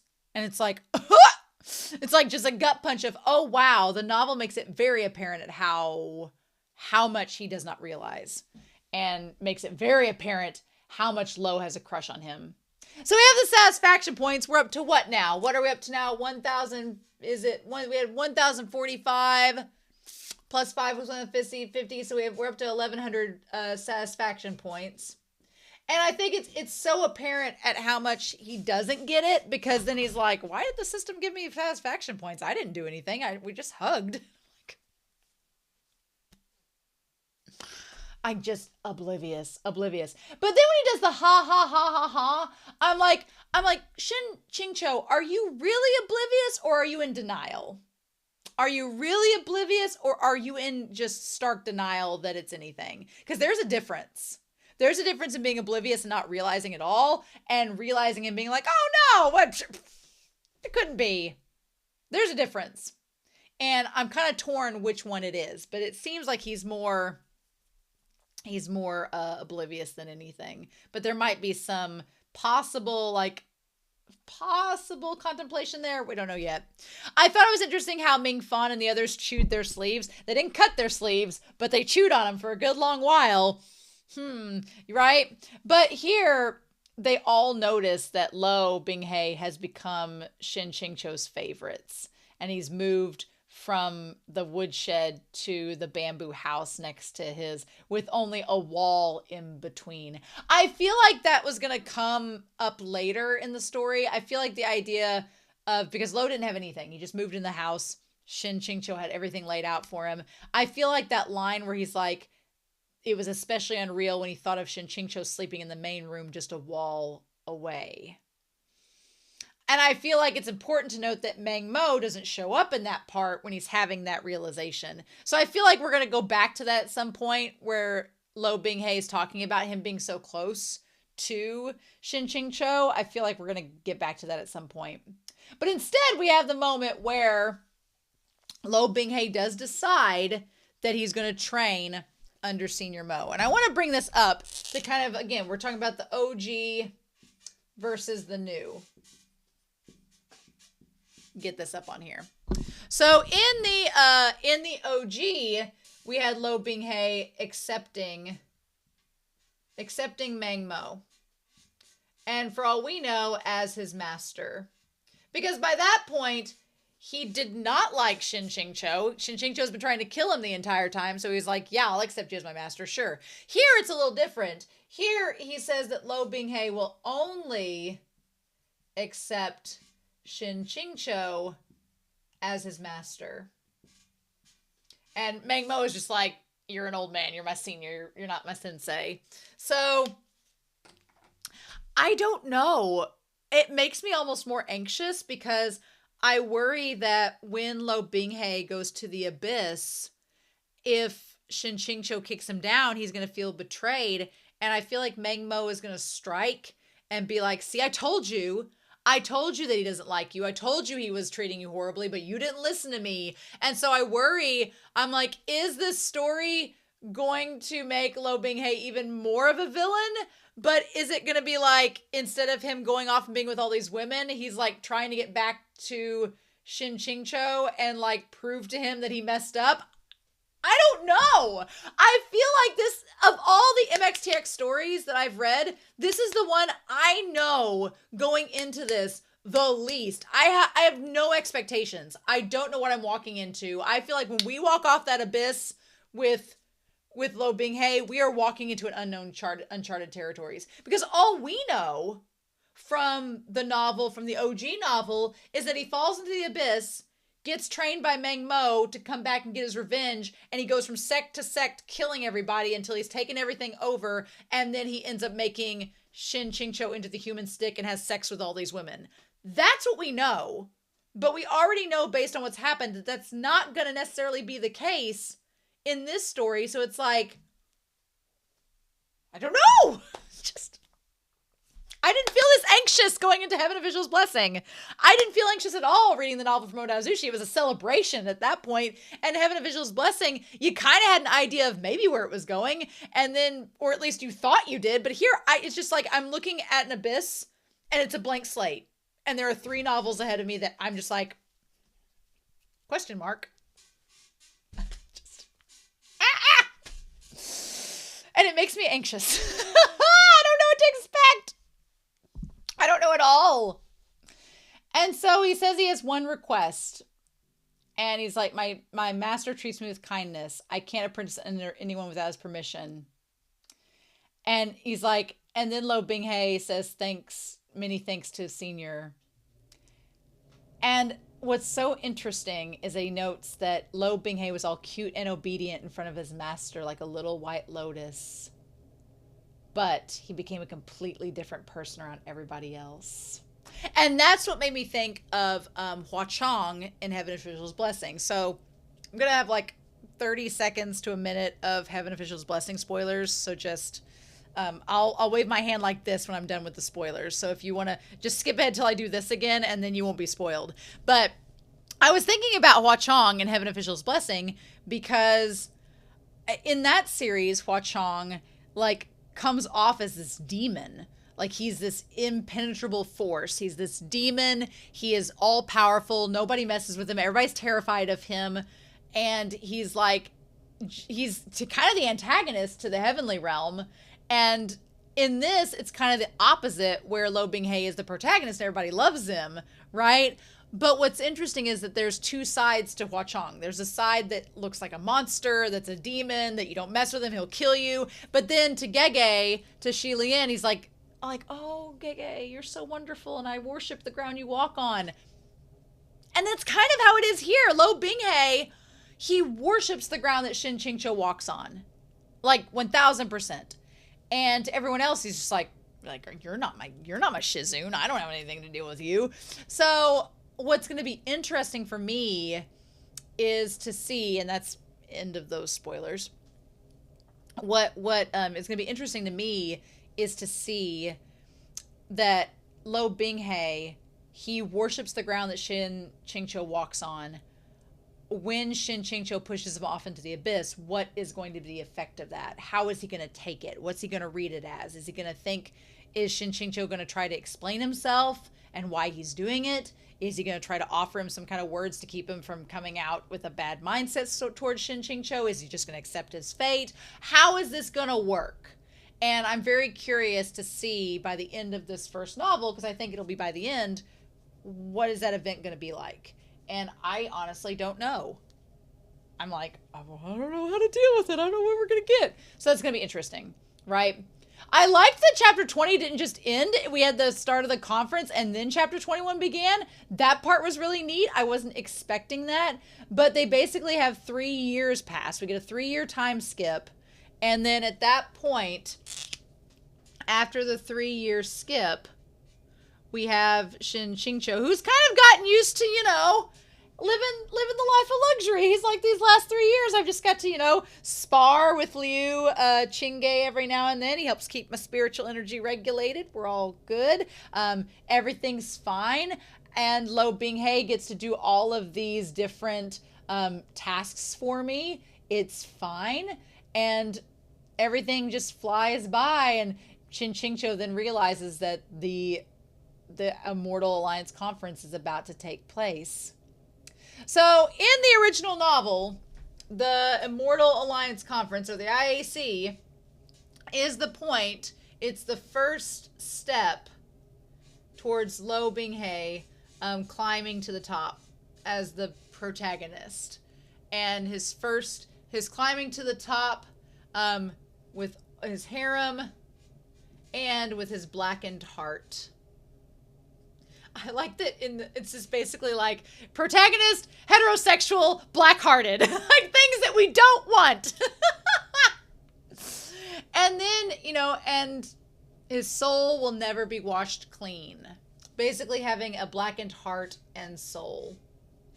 So in this next one, I see what we don't know is we don't know what this is going to be in comparison yet. What is that going to lead to? We don't exactly know. But it's the first major turning point in the novel. And it's held every 4 years. Which makes sense now because I remember back a few sets of chapters ago, he was talking to Yu Qingyan and telling him about the previous conference. So that all makes sense, right? It all makes sense that we've come full circle back to the next one. That makes sense. So, and of course, at this gorge that they go to, they basically have a chance for the new talent to be recognized. It kind of feels like Modao Zushi when they had like the cultivation hunts. Feels like that. Where you get to like bring the best of the best and they get to show off their skills and, impress the maidens and all of that business. But I like the idea that we kind of step back for a second and Shen Yan talks about how this is the first element of the story that got him to really commit to the story. And here's the thing. If we're going to go with Shen Yan's sexuality, the argument of him being ace, I think this is a pretty good argument. It could argue him being a homosexual individual. It could argue for him being asexual as well, is the fact that it wasn't the X-rated sex scenes with the women that got him interested in this arc. It was the demonic beast. Now, could you use that to say that Shen Yan is a secret monster fucker? Yeah, sure you can. I mean, I guess. But the demonic beasts and the monster fighting element is what got him into the story, not the romance element, which will help explain why Shen QingQiu is so oblivious to all the romantic advances that Luo Binghe is putting on him. Makes sense, right? I also like how, because Modao Zushi is a cultivation novel. Modao Zushi, they're flying on swords, is a cultivation novel. There ain't no horse and carriages, which is so funny when we see it in this one. But Modao Zushi is a full-on cultivation novel, whereas I feel like Heaven Official's Blessing is more of a monster fighting novel, I guess. Maybe it's not a cultivation novel. Heaven Official's Blessing is not. Modao Zushi is, but Heaven Official's Blessing is not. So it's interesting that Scum Villain is kind of in this middle ground, which is fun. But I love the end of chapter 20. The gears of fate, aka the plot, had already started to turn. No, you can't go back now. We can't go back now. We're already in the game. We can't stop. We can't go back. So here's the big thing, is that Shen QingQiu starts to notice in chapter 21 that Luo Binghe has been sticking to him pretty closely. So Shen QingQiu thinks that he's just been, trying to cultivate Luo Binghe's skills to make him stronger.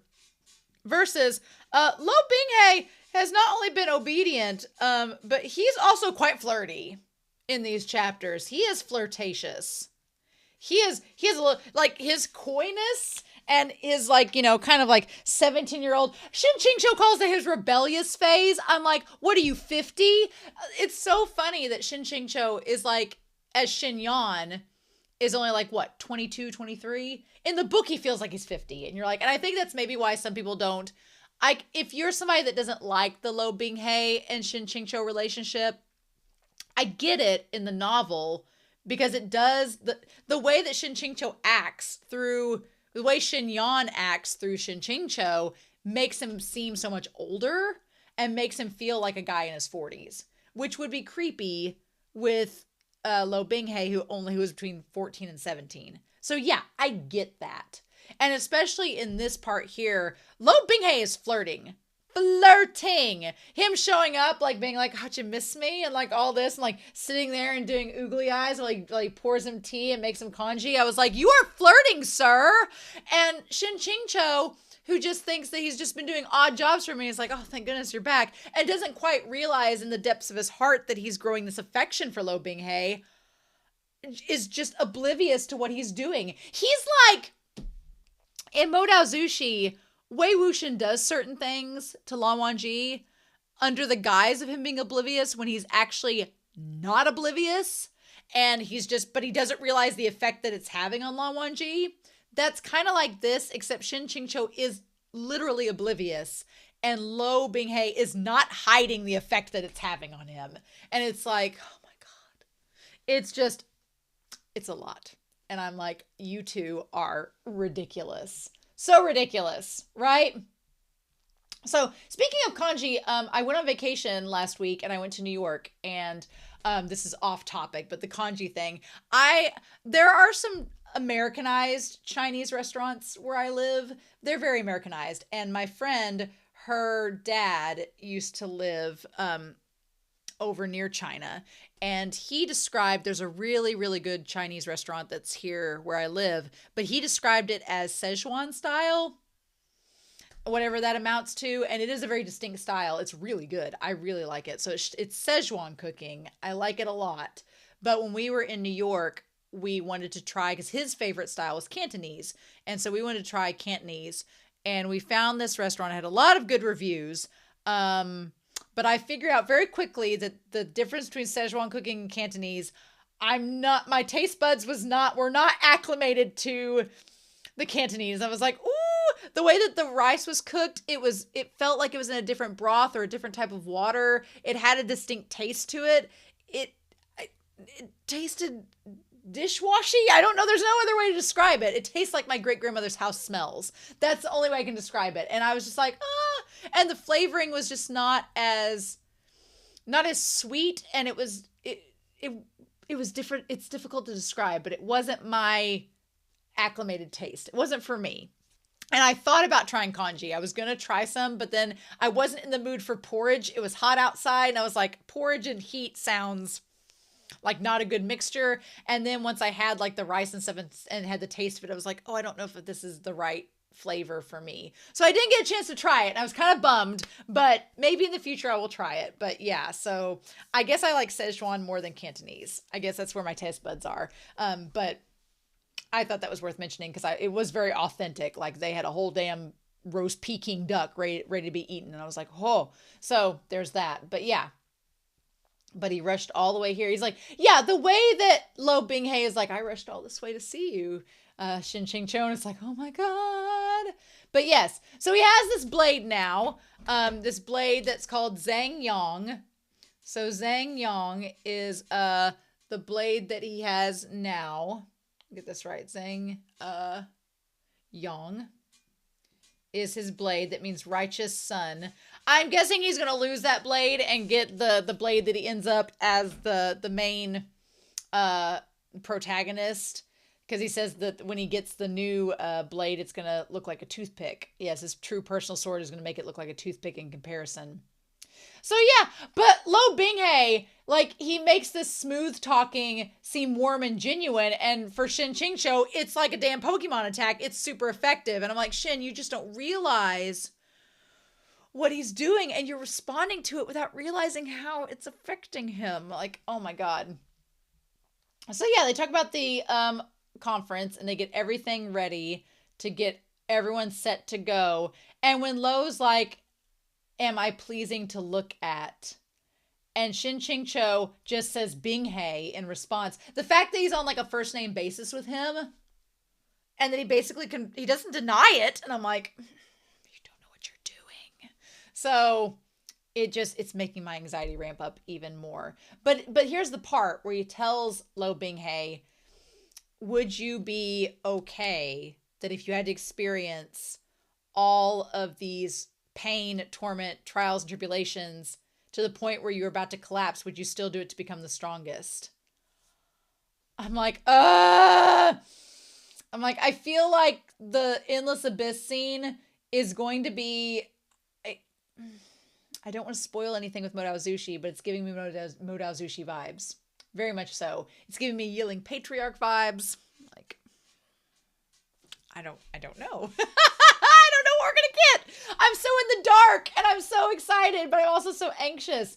But Shen QingQiu is like, this suffering is meant to make him break free of his chrysalis and become this beautiful butterfly. He just has to adjust his mindset and let it happen.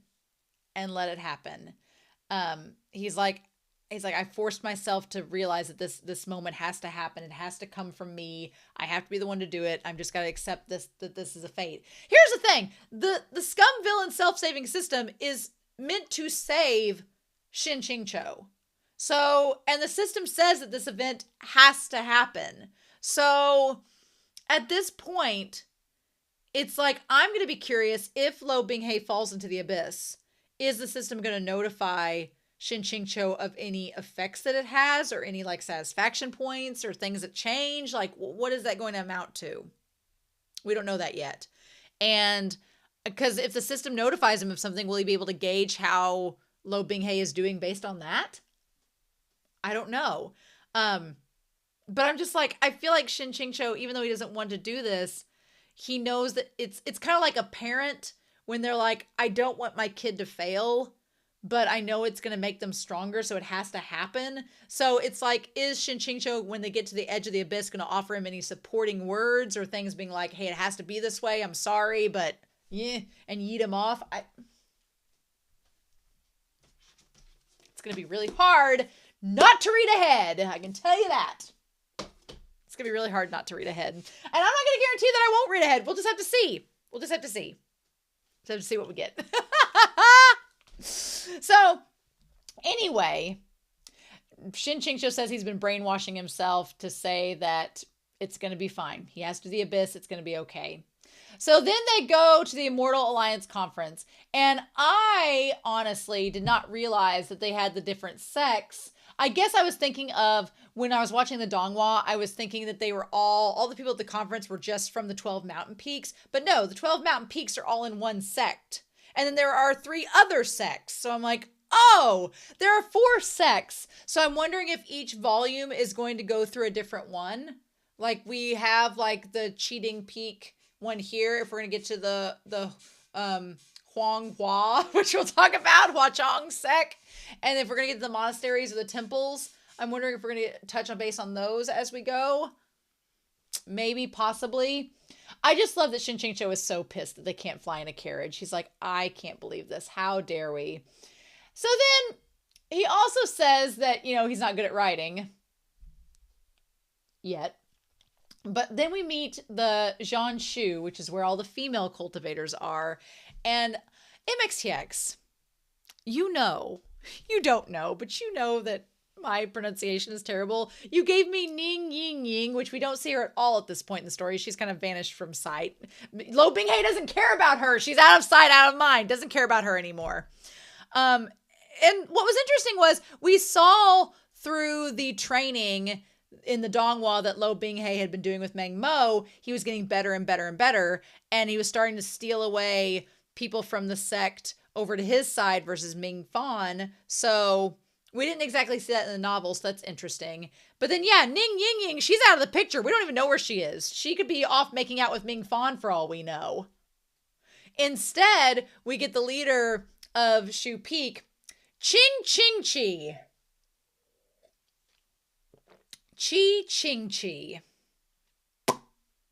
Are you joking? Old Qing Qi. Oh my God, why? Ning Ying Ying wasn't bad enough. You give me Qi. So yeah, I really like her character and how she's described in the novel. I like that she kind of feels like Shin's sassy friend. Like it feels like Shin is the gay man with the sassy girlfriend. That's what she feels like. She feels like she knows that Shin is not into women. They're totally besties. She's his beard. That's what it feels like. She is Shen QingQiu's beard is what this feels like to me. As being someone that was kind of a semi-beard to their friend in high school, that's what this seems like. Because she just gives him a bunch of shit and she just like watches him totally being flirted at by Luo Binghe and she's like, really? You don't see this? Are you right here in front of my salad? Like just, you know, the moment that Luo Binghe enters the carriage and says, snacks, water, your waist sore? I'm like, you just said that in front of her. What is she going to think? She's going to be like, waist sore, huh? What y'all been practicing on, huh? There a reason, Shen QingQiu, that you can't ride a horse? I swear, if MXTX makes that a thing later on in the story where he can't ride a horse because he's too sore from having ridden the protagonist, I won't be surprised. I'm calling it now. And she's gonna be like, So, and I just love when Liu Qingge like goes past and goes, oh my God. Like everybody knows, except for Shen QingQiu, that they're totally flirting. Everyone else knows except them. It's absolutely mind-blowing. But the thing that gets me is just how Shen QingQiu, he's so excited. He's so oblivious and so excited to see Luo Binghe like find his future wife in this moment. He does not get that Luo Binghe is jealous, thinking that Shen QingQiu likes Liu Mingyan. And I'm like, the miscommunication, the massive fog of misunderstanding. And the thing about it is, in the OG version, I'll use back the other marker. In the OG version, I'm sure that Luo Binghe and Liu Mingyan, I'm sure they hit it off. And that's what Shen QingQiu was banking on. But in this new version, Luo Binghe wants nothing to do with her. He thinks that Shen QingQiu likes her. And at some point in this novel, and it's probably not going to be till like volume freaking 3 or 4, it's probably going to be towards the very end of the story, I need Luo Binghe to finally confess You have no idea how ready I am for the confession. I need the confession where Luo Binghe is like, I have loved you since XYZ moment. And Shen QingQiu is going to be like, what? like, have you? Oh, shit. Like, I'm sure that I need Luo Binghe to be like, and you were flirting with Liu Mingyan. And he's like, no, I wasn't. I was waiting for her to get with you. I will say this. From the very start of Mo Dao Zushin and Heaven Official's Blessing, I knew that the main protagonist pairing were going to get together. In this one, I assume they're going to get together, but MXTX is not giving you any pretense that it's going to end up happening. There's all these hints, and it all seems like it could. But then at the same time, you're reading it going, well, this could all fall apart and not work out. And I'm like, MXTX, what we doing? I just love that Shen QingQiu thinks that this romance is blossoming between Luo Binghe and Liu Mingyan, and it's not blossoming at all. At all. So then we get to the gorge, the Judy Gorge. And I feel like there was more in the Donghua than this moment. The betting scene is all like pretty straightforward. But we have our four sects, right? We have our four sects. We have the Sang. We have Sang Zhong Mountain. We have that one. Then we have a Zhao Hua Monastery. I like that there's a lot of Huas. MXTX likes a Hua Monastery. Then we have the Tian Yi Temple. All right. And then we have the Huanhua Palace, which is where the old man and the one daughter were, right? They're the ones that Luo Binghe takes out first, right? The Huanhua Palace. He's the one they take out first because he gets with the daughter, right? That's from the original, correct? I feel like it is. Conspiracy Board Sama is already covered in papers, and we're not even through volume 1, so that's a thing. But yeah, they basically talk about the monastery and the temple sects being Taoist priests and Buddhist monks. They're pretty straightforward. The Huanhua Palace has lots of different schools. They're more complicated, kind of like saying Qing Mountain, which figures are probably the two we're going to focus on the most. So yeah, so there's 1,000 different people going in and competing over 7 days to see who can kill the most demons.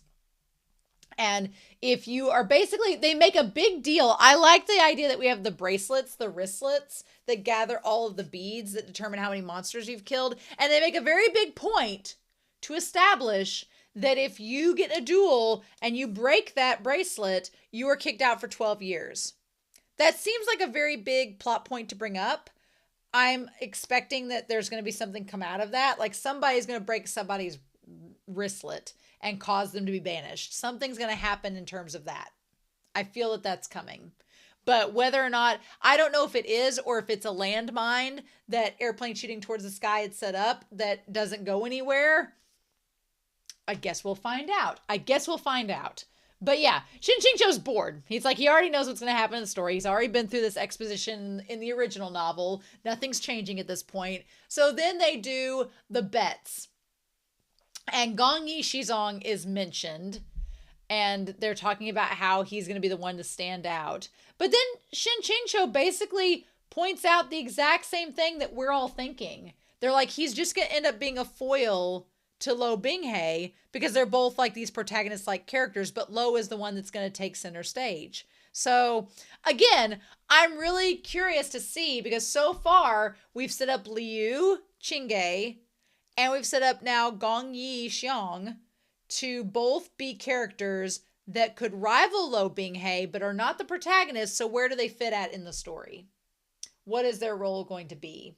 And the Donghua, I feel like at least gives us some moments between Luo Binghe and between Gong Yi, but this story has not given us that so far. So I guess we're going to see where that goes.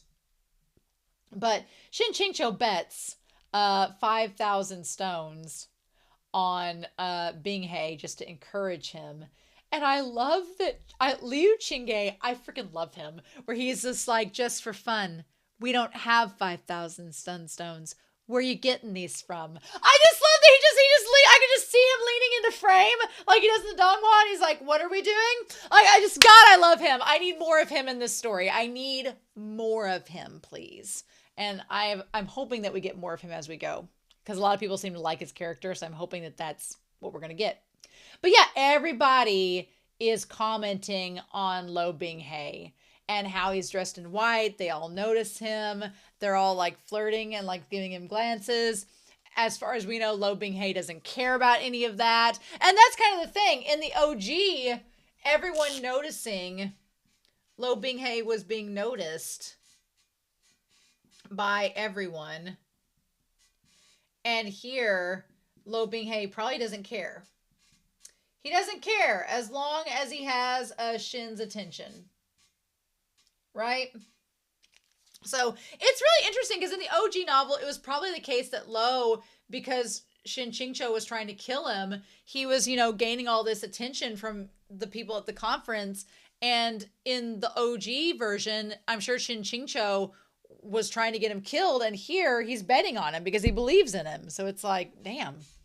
But yeah, so Gong Yi Zhao takes the first place.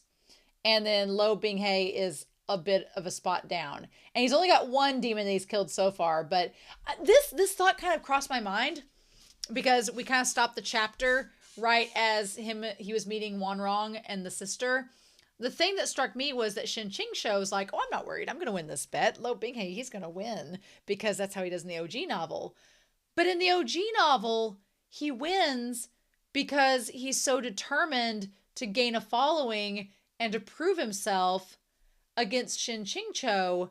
Here, in this version, does he necessarily have to prove himself and win the story? So, I don't know. He may not win this version, and Gong Yi Zhao may win. And then Shen QingQiu is going to be like, oh shit, I've got to pay up.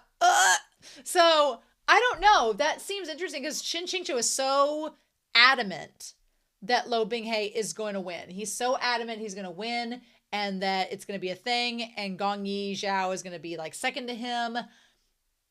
But I don't know if that's going to happen or not.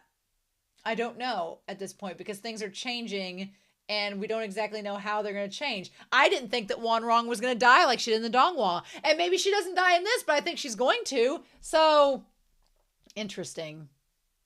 But yeah, how do they divvy up? If people teamed up to fight the monsters, how did they divvy up the beads? So they would maybe only work in groups of 2 or 3. But then they all are basically following around Luo with 6 or 8 other individuals. And they're all young girls or disciples. And the audience stopped watching Gong Yi Zhao's exploits to go size them up. Because normally the team wouldn't have that many following them, but this one does.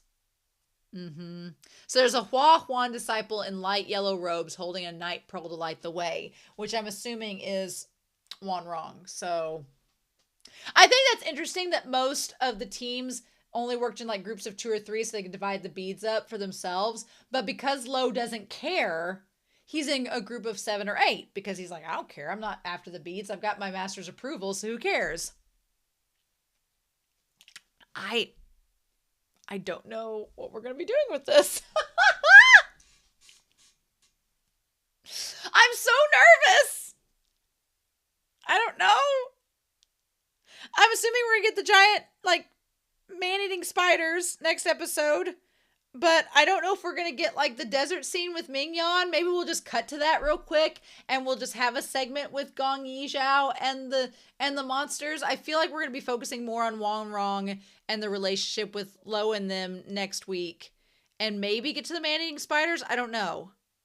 At this point, we're nearing the end of the Donghua. And so I don't know how the events are all going to line up. And what we're going to do. And we have a significant amount of text left. We have, like, about 100 pages left. So next week, I'm looking at a pretty big section. I'm looking at pages 212 to 244. It's going to be 4 chapters. Chapters 23, 24, 25, and 26 is going to be next week. And then the following week, we're going to finish out with 27, 28, 29, 30. Another 4-chapter section that will finish out pages 244 to 291.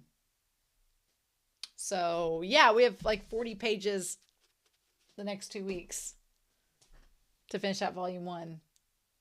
Yay. I am so ready, but I'm going to wait. I've got other recordings to do on my channel, so I'm going to finish out the rest of the week of those reactions and those recordings, and then I'm going to dive into the next set of chapters, but I'm so excited. I'm so nervous. Y'all don't even know. Or maybe you do, but I look forward to your comments down below. I hope you all have a wonderful week. Please stay safe, take care, and I'll be back next week with chapters 23 through 26 of Scum Villain's Self-Saving System. Bye!